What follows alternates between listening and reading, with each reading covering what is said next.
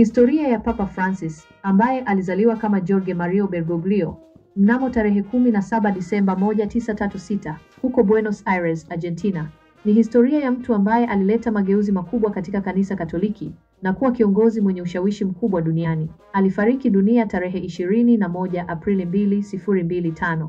Maisha ya awali na utumishi. Alizaliwa katika familia ya wahamiaji kutoka Italia. Kabla ya kujiunga na seminari, alisomea ufundi wa kemia na kufanya kazi kwa muda mfupi katika sekta ya usindikaji wa chakula. Aliingia seminari akiwa na umri wa miaka 21 na kujiunga na shirika la Yesu wa Jesuiti mnamo mwaka 1958. Alipewa upadri mnamo tarehe 13 Disemba 1969. Alihudumu kama mkuu wa Wajesuiti nchini Argentina kuanzia mwaka 1973 hadi 1979. Kipindi ambacho kilikuwa na changamoto kutokana na utawala wa kijeshi. Kabla ya kuwa askofu, alifundisha fasihi, saikolojia na theolojia. Kupanda ngazi kikanisa. Mnamo tarehe 20 Mei 1992, aliteuliwa kuwa askofu msaidizi wa Buenos Aires. Aliwekwa wakfu kama askofu mnamo tarehe 27 Juni 1992. Aliteuliwa kuwa askofu mkuu wa Buenos Aires mnamo tarehe 28 Februari 1998. Alipewa cheo cha kardinali na Papa Yohane Paulo II mnamo tarehe 21 Februari 2001. Uchaguzi kuwa papa.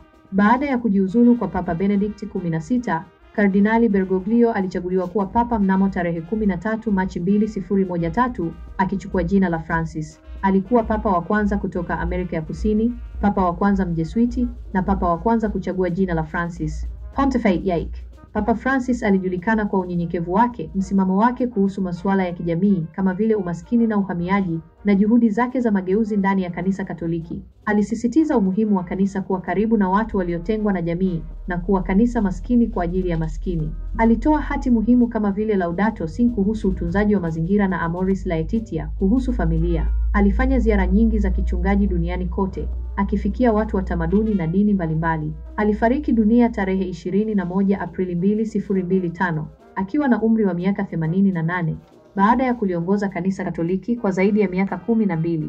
Uongozi wa Papa Francis uliacha alama isiyofutika katika historia ya kanisa Katoliki na ulimwengu kwa ujumla. 2025.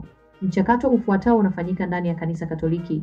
Kipindi cha sede vacante. Hiki ni kipindi ambacho kiti cha upapa kinakuwa wazi. Katika kipindi hiki, chumba cha papa hupigwa muhuri na mamlaka ya kanisa huhamishiwa kwa chuo cha makardinali. Uthibitisho wa kifo. Msari wa Camerlengo, ambaye ni msimamizi wa muda wa mali na haki za ofisi takatifu wakati wa upapa ulio wazi, huthibitisha rasmi kifo cha papa. Maombolezo. Kipindi cha maombolezo hufuata kwa siku 9. Ibada maalumu hufanyika kwa ajili ya marehemu papa. Mazishi. Msari wa Camerlengo. Mazishi ya papa hufanyika kwa kawaida kati ya siku 4 hadi 6 baada ya kifo chake. Papa Francis alipumzishwa katika kaburi rahisi la marumaru ndani ya Basilika ya Santa Maria Maggiore. Conclave.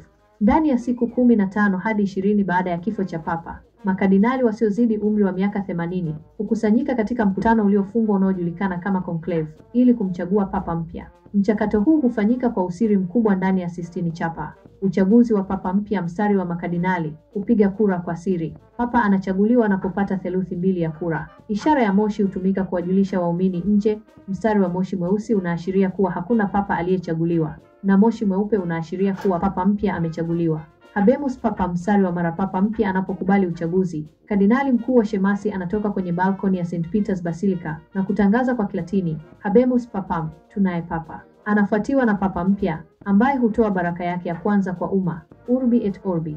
Kuanza kwa upapa. Mstari wa baada ya hapo, sherehe rasmi za kumtawaza papa hufanyika, kuashiria mwanzo wa utumishi wake kama kiongozi wa kanisa Katoliki duniani. Mchakato huu ni wa kidini na kikanuni, ulioundwa kuhakikisha uhamisho wa mamlaka kwa amani na uchaguzi wa kiongozi mpya kwa kanisa Katoliki. Kumbukumbu za Papa Francis zitajikita katika mambo kadhaa muhimu.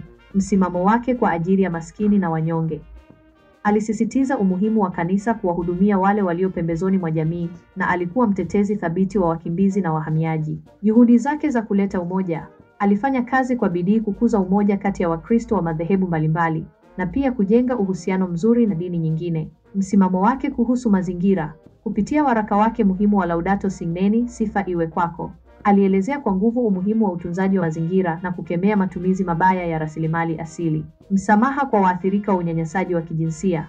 Alitoa msamaha wa kihistoria kwa waathirika wa unyanyasaji uliofanywa na viongozi wa kanisa na kuweka mikakati ya kukabiliana na tatizo hili. Mtindo wake wa unyenyekevu na huruma. Alijulikana kwa unyenyekevu wake, ukarimu na uwezo wake wa kuwafikia watu wa rika na asili zote. Alisisitiza umuhimu wa huruma katika mafundisho na matendo ya kanisa. Mageuzi ndani ya kanisa. Alianzisha mageuzi mbalimbali ndani ya Vatican kwa lengo la kuleta uwazi zaidi katika masuala ya kifedha na utawala. Msimamo wake kuhusu masuala ya kijamii. Alikuwa na msimamo wa wazi kuhusu masuala kama vile kukomesha hukumu ya kifo, kupunguza matumizi ya silaha za nyuklia na kupinga ukosefu wa usawa wa kiuchumi. Kwa ujumla, Papa Francis atakumbukwa kama kiongozi ambaye alijitahidi kuleta kanisa karibu na watu, hasa wale wanaosumbuka, na kwa kuwa sauti ya maadili katika masuala mbalimbali ya kimataifa. Same attitude Pope Francis would also show to others.